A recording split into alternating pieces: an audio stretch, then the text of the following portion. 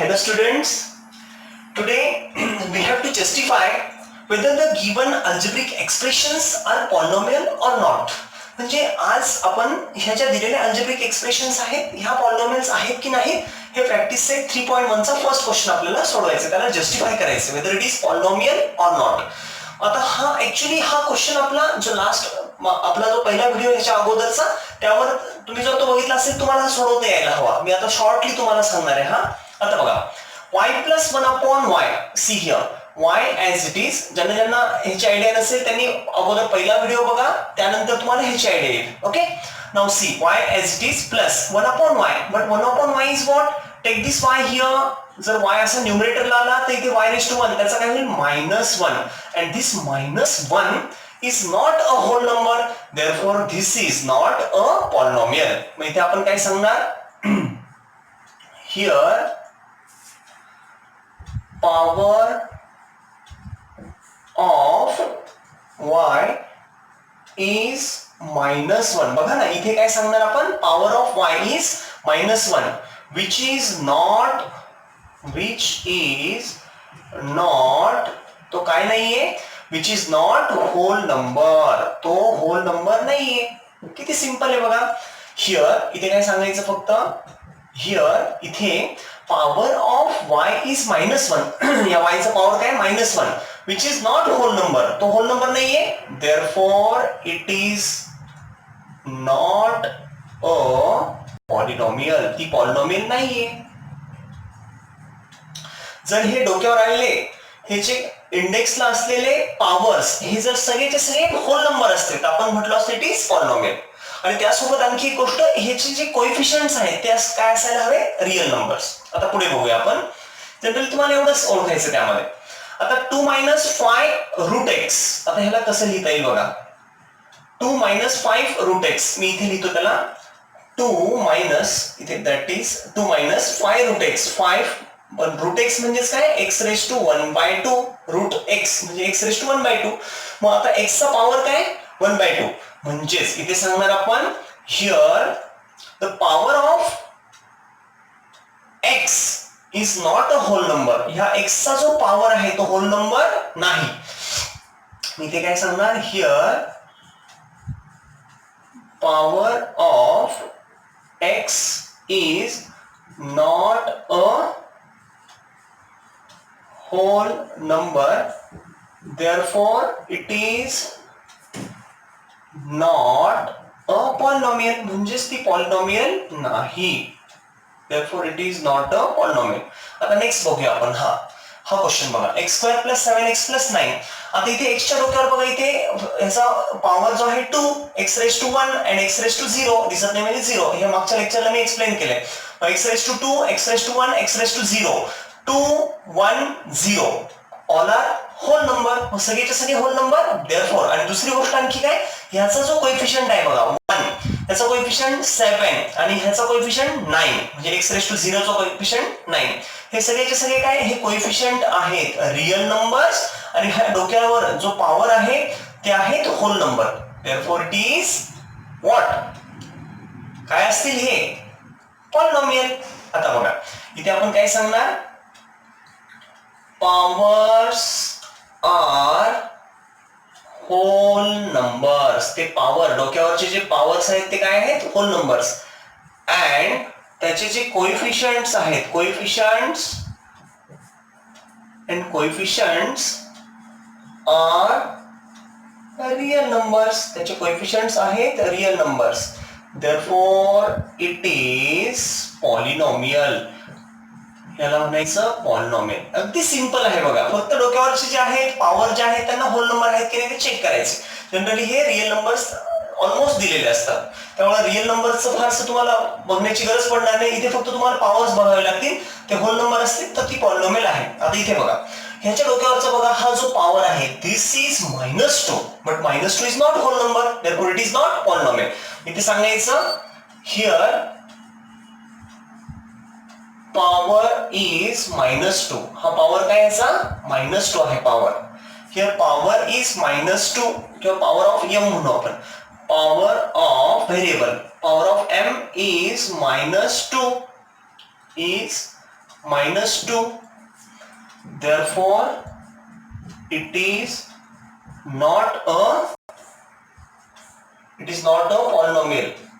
तुम्ही असं पण लिहू शकता त्याला, which is not a whole number, -2 which is not a whole number, then it is not polynomial. Okay, आता मला हे सांगा बरं किती जणांना कळतं बघूया आपण. 10.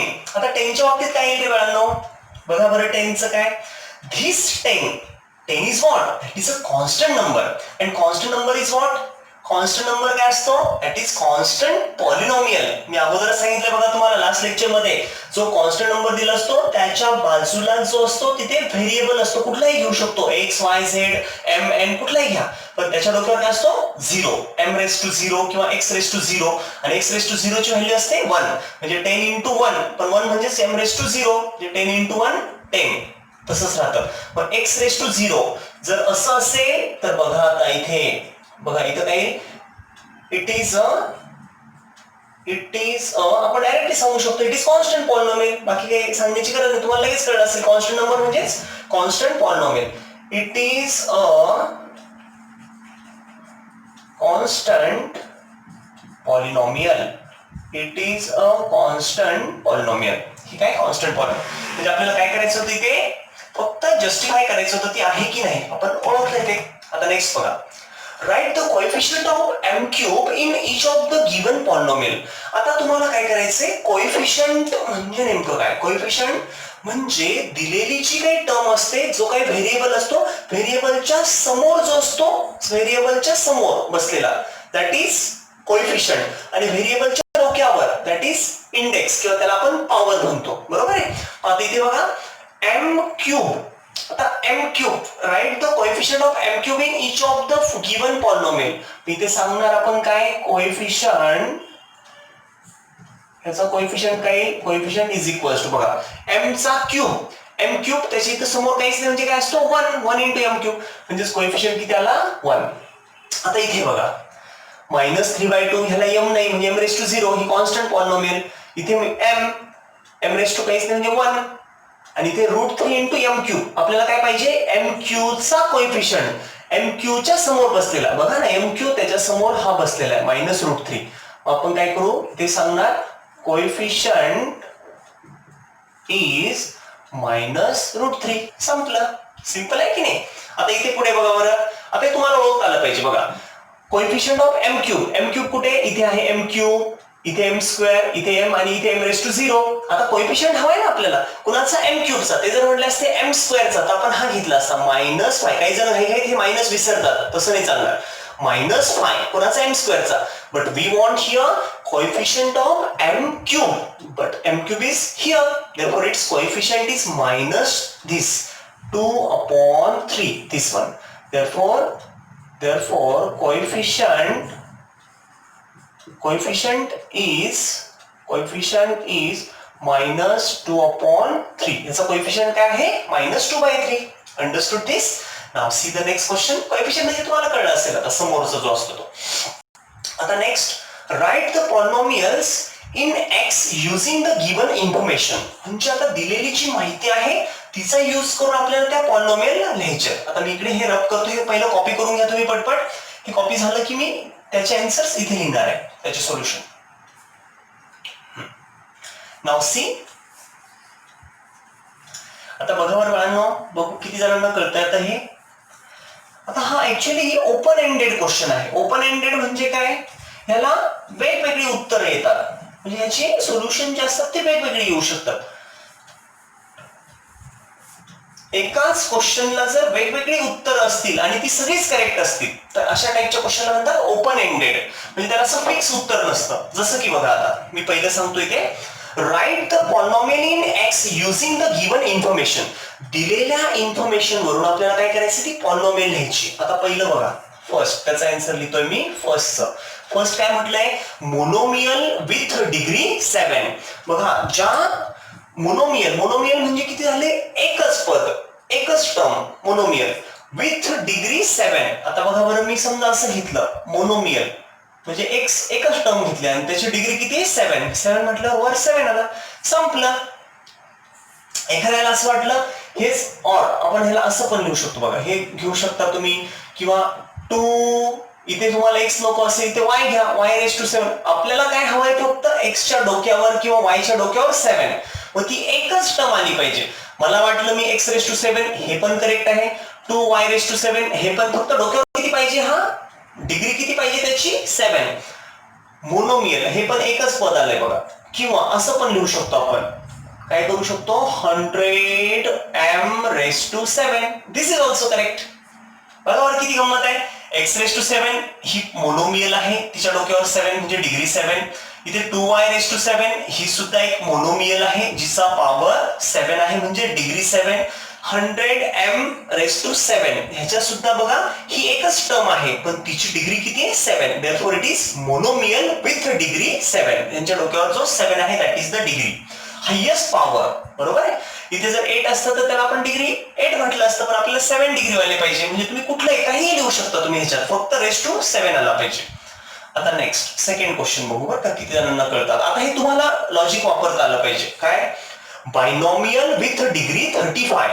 आता बघा बरं का, बायनॉमियल म्हटलं की 2 टर्म्स. मग पहिली टर्म मी सपोज घेतली इथे 2x आणि डिग्री किती म्हटले त्यांनी, बायनॉमियल विथ डिग्री 35. बापरे, 35 म्हटल्यावर ⁻35. बघा 2x⁻35 ही झाली डिग्री 35. पण ही काय आहे, मोनोमियल. आणि इथे काय विचारलंय, बायनॉमियल विथ डिग्री 35. हे डिग्री तर झालं बघा, डिग्रीचा प्रश्न सुटला. डिग्री 35 पाहिजे, डिग्री 35 घेतली, पण त्यांनी आपल्याला मोनोमियल नाही, आता काय म्हटलंय, बायनॉमियल हे म्हटलंय. बायनॉमियल हे दाखवायचंय. बायनॉमियल म्हटल्यावर आपल्याला ह्याच्या 2 टर्म्स घ्यावे लागतील. म्हणजे इथे प्लस काहीतरी घ्या, 3 घ्या, 4 घ्या, 7 घ्या, x घ्या. एखाद्याला वाटलं इथे x घेऊ चालेल, एखाद्याला वाटलं x⁻5 घ्यायचं चालेल, काही पण घेऊ शकता. का बरं, फक्त 35 पेक्षा जास्त इथे नको घ्यायला. येते का लक्षात, कारण 35 आपल्याला डिग्री सांगितली, डिग्री म्हणजे हायेस्ट पॉवर, तो एवढा आला पाहिजे. सिंपल, बाकी सगळं विसरून जा.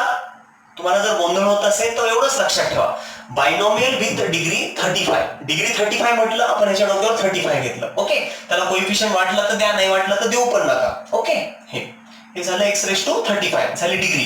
पण ही काय आली, मोनोमियल. आपल्याला बायनॉमियल म्हणजे याला +7 काहीतरी घेऊन टाका, झालं. ओके, म्हणजे बायनॉमियल पण झाली आणि डिग्री 35. नाउ नेक्स्ट तिसरं बघा.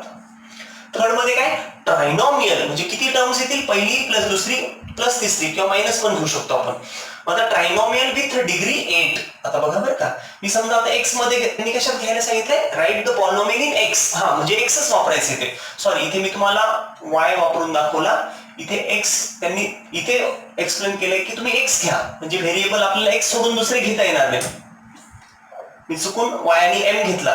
जर त्यांनी व्हेरिएबलची अट घातली नसती की एक्सच घ्या म्हणून, मग आपण काही पण व्हेरिएबल, पण इथे x ची अट घातली म्हणून आपल्याला एक्सच घ्यावं लागेल. ओके, आता इथे बघा x⁻35 + 7 हे झालं बायनॉमियल. आता ट्रायनॉमियल मध्ये पहिली टर्म, दुसरी आणि तिसरी अशा 3 टर्म विथ डिग्री 8. चला मी ह्याची डिग्री पहिली 8 घेऊन टाकतो, x⁻8 हे झालं degree 8.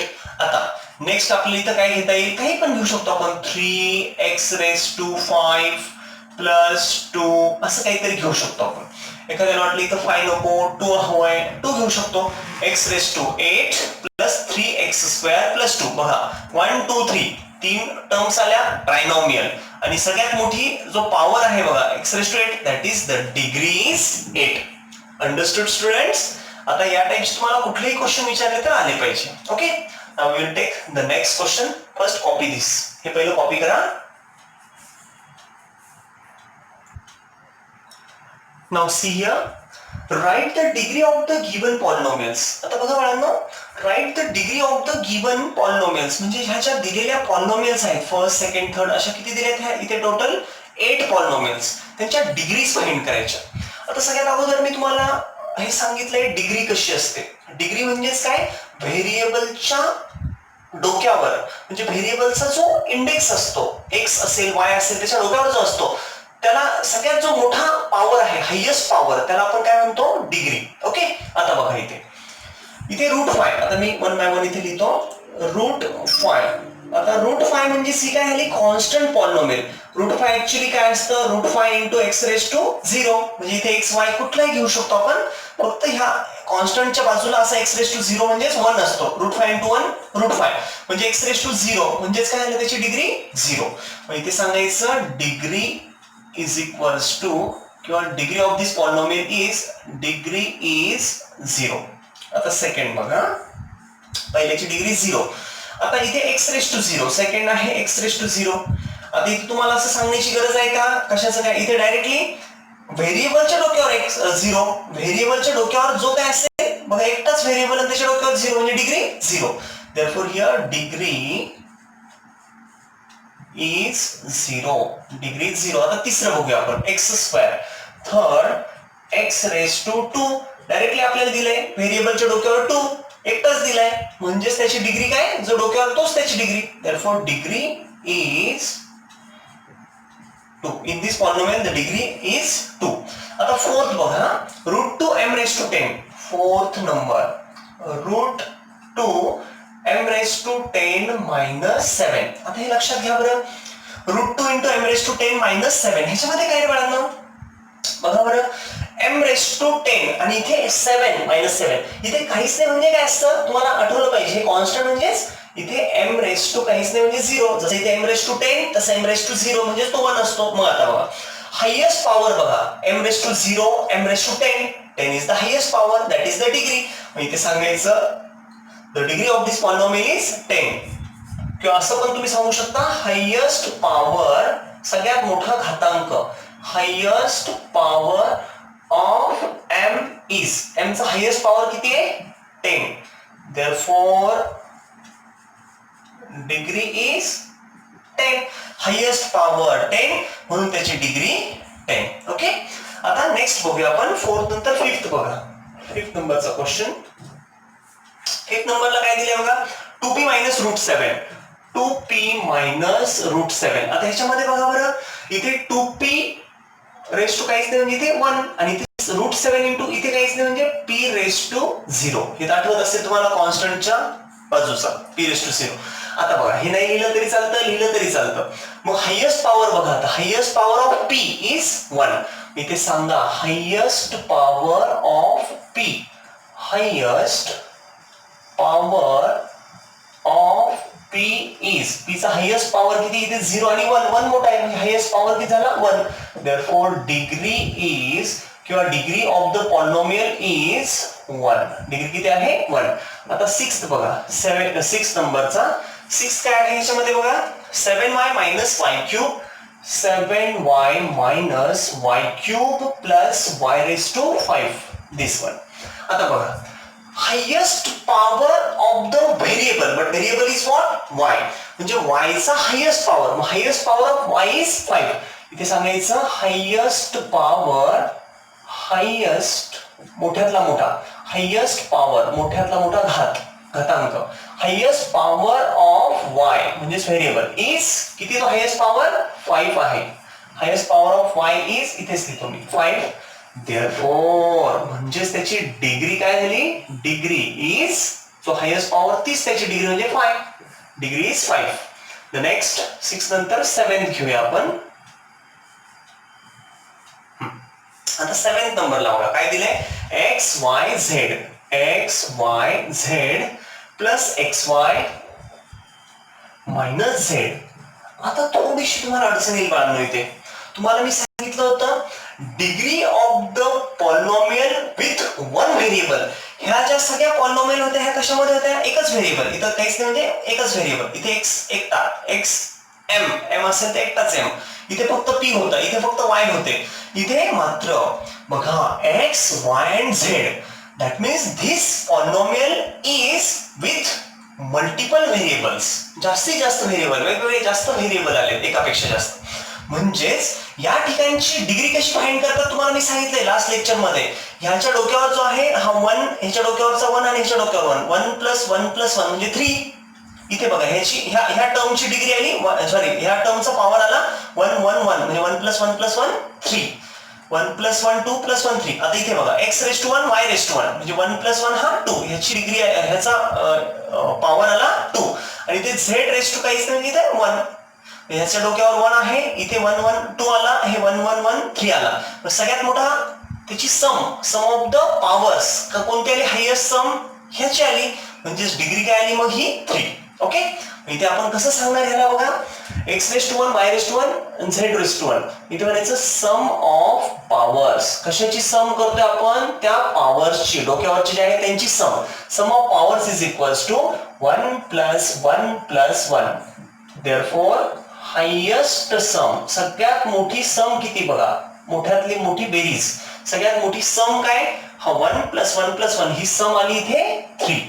Some of powers 1 plus 1 plus 3, म्हणजेच highest sum is 3. Therefore degree is also 3. Degree is equals to 3. या पॉलिनॉमियलची डिग्री किती आली, 3. लक्षात राहील का? म्हणजे बघायचे फक्त व्हेरिएबल किती, इथे 1 1 1 3 आली सम, इथे 2 येते, इथे 1 येते, सगळ्यात मोठा 3 आहे, म्हणजेच त्याची डिग्री 3. आता इथे तुम्हाला ओळखता आलं पाहिजे. आता इथे तुम्ही सांगायचं आता 7th 8 नंबरचं बघा. आता बघू बरं किती जण सांगताय, m raise to 3 n raise to 7 minus 3 into m raise to 5 n n plus mn. बरोबर बघा. आता तुम्हाला पहिलं काय करायचे, सम करून बघायचे, मनात करायची पहिली बघा, इन माइंड. 3 प्लस 7 हे बघा, ह्याच्या डोक्यावर 3, ह्याच्या डोक्यावर 3 प्लस 7 10. इथे m raise to 5 n raise to 1, 5 plus 1 6, म्हणजे इथे येते 10, इथे येते 6 आणि इथे येते 1 1 2. मग सगळ्यात मोठे सम किती आली, हायेस्ट सम. हायेस्ट सम काय काय, हायेस्ट सम, सगळ्यात मोठी सम, हायेस्ट सम ऑफ कुणाची सम, पॉवर्सची. Highest sum of powers is equals to, बघा बरं पॉवर्सची हायेस्ट सम किती आहे, 3 plus 7. 3 plus 7 that is equals to 10. मग जर हायेस्ट सम जर 10 आहे, that is the degree. Therefore degree is equals to किती आली डिग्री, ह्यांची सम जी आली 7 plus 3 10, that is the degree. Degree is equals to 10. Understood this? Any doubt here? पहिले व्यवस्थित हे समजून घ्या आणि नंतर मनाने सोडवा या टाइपचे बाकीचे पण. ओके, मी तुम्हाला व्हॉट्सअप ग्रुपवर आणखी त्याचे क्वेश्चन टाकणार आहे, ते तुम्ही सोडवण्याचा प्रयत्न करायचा. आता हे पटपट तुम्ही कॉपी करून घ्या, आपण नेक्स्ट क्वेश्चन घेणार आहोत लगेच. Write down fast. Now in this question, see here, classify the following polynomials as linear, quadratic and cubic polynomials. आता बाळांनो हे मी एक्सप्लेन केले तुम्हाला, लिनियर कशी असते, लिनियर पॉलिनॉमियल, क्वाड्रॅटिक पॉलिनॉमियल कशी असते आणि क्यूबिक पॉलिनॉमियल कशी असते. ज्या पॉलिनॉमियलची डिग्री किती असते, 1. डिग्री म्हणजे हायेस्ट पॉवर, जिच्यामध्ये सगळ्यात मोठा power, highest power, degree 1, that is linear. ज्याची डिग्री 1 लिनियर, ज्याची डिग्री 2 येस क्वाड्रॅटिक, ज्याची डिग्री 3 करेक्ट क्यूबिक पॉलिनॉमियल. अशा 3 पॉलिनॉमियल. आता बघा बरं इथे, आता तुम्हाला पटपट ओळखायचं आहे. 2x cube sorry 2x square 3x, फक्त हे डोक्यावर जे आहे इथे हे बघायचे, हे x raise to 2 x raise to 1 इथं काहीच नाही, x रेस टू 0. सगळ्यात मोठा डिग्री काय येते ह्याची 2, म्हणजे इथे सांगायचं डिग्री इज 2. मग जर डिग्री 2 असेल, therefore it is what, it is 2 degree म्हटल्यानंतर क्वाड्रॅटिक. इथे सांगायचं, इथं अगोदर असं सांगू शकता तुम्ही, डिग्री 2, ह्याची डिग्री किती आहे 2, देअरफॉर इट इज क्वाड्रॅटिक. 2 जर डिग्री असेल तर क्वाड्रॅटिक पॉलिनॉमियल. आता बघा बरं इथे नेक्स्ट 5p रेस टू काहीच म्हणजे 1, म्हणजे डिग्री किती आली 1. इथे सांगायचं डिग्री 1.